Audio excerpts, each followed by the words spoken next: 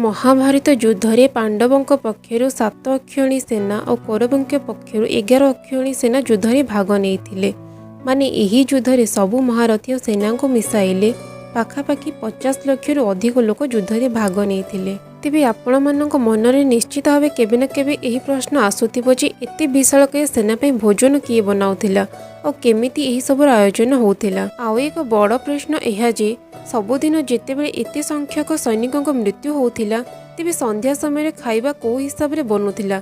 तेबे चलंतु जानिबे एहार रहस्य आजिर एही वीडियो रे। महाभारत युद्ध को आमे विश्वर प्रथम विश्वयुद्ध मध्ये कहि परिबा कारण बोधहुए एमिति एक राज्य नथिबो जहा एही विश्वयुद्ध रे भाग नै नथिबो।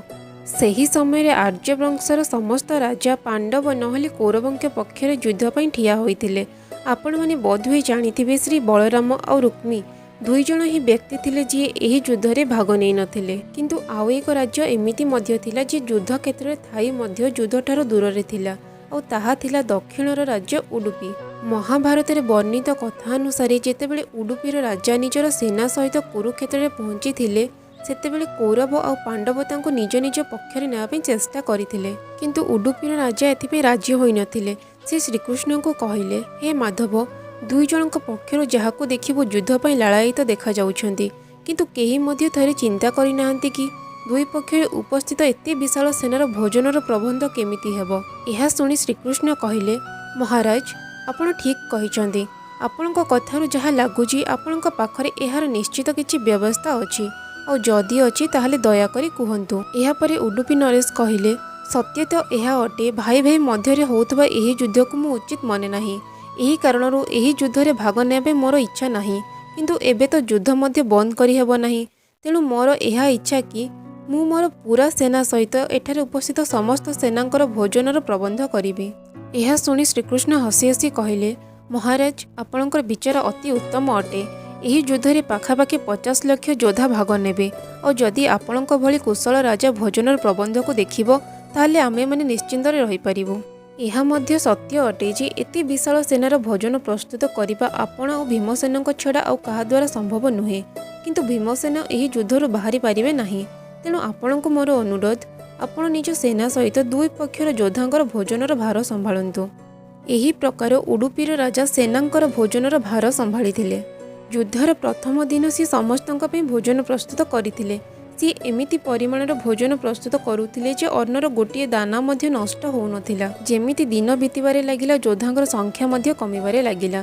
दुई पक्षर योद्धा एहा देखि आश्चर्यचकित होई जांती जे दिनर शेषरे मध्य उडुपी नरेश सेतिकी लोकंकर भोजन प्रस्तुत करिथांती वास्तव रे जेतिकी युद्धरु जीवित फेरिथांती।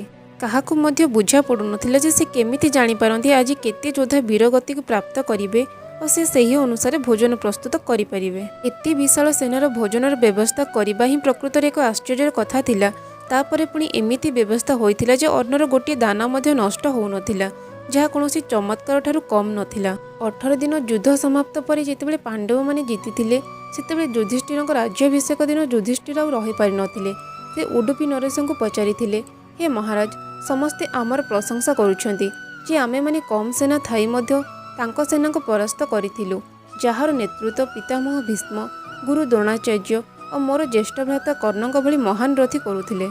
किंतु मते लागुची सबुठारु बेसी प्रशंसार पात्र आपण अटंती जी ना केवल एते विशाल सेना पे भोजनर प्रबंध कला और एमिति प्रबंध कला जे एक दाना अन्न मध्य व्यर्थ होई नथिला। मु आपणक ठारु एहार रहस्य जानिबाकु चाहूची। एहा सुनी उडुपी नरेश हसी कहिले, सम्राट आपण जेउ एही युद्ध रे विजय पाइछंती एहार श्रेय आपण काहाकु देवा पई चाहूछंती। एहा सुनी युधिष्ठिर कहिले, श्रीकृष्णक छडा एहार श्रेय काहारी को जाई परिबो नाही। सिए जदि नथांते कौरव सेना को परास्त करिबा असंभव होइथांता। एहा सुनी उडुपी नरेश कहिले, हे महाराज आपण जहाकु मोर चमत्कार बोली कहउचंती ताहा मध्य श्रीकृष्णंकर ही प्रताप। एहा सुनी सभारे थिबा समस्ते आश्चर्य होई जाइथिले। एहा परे उडुपी नरेश एही रहस्यरु परदा उठाइथिले आ कहिले, हे महाराज भगवान श्रीकृष्ण प्रतिदिन राति बादाम खाउथिले आ मु प्रतिदिन गणी करी बादाम तांको कक्षरे रखुथिली आ खाई सारिबा परे मध्य गणी करी देखुथिली से केतोटी बादाम खाइले ଆଉ ସେ ଯେତୋଟି ବାଦାମ ଖାଉଥିଲେ ଠିକ୍ ତାର 1000 ଗୁଣ ସୈନିକ ତା ପରଦିନ ଯୁଦ୍ଧରେ ବୀରଗତିକୁ ପ୍ରାପ୍ତି କରୁଥିଲେ। ଅର୍ଥାତ୍ ସିଏ ଯଦି 50ଟି ବାଦାମ ଖାଉଥିଲେ ତାହେଲେ ମୁଁ ଜାଣିପାରୁଥିଲି ପରଦିନ 50,000 ଯୋଦ୍ଧା ବୀରଗତିକୁ ପ୍ରାପ୍ତି କରିବେ।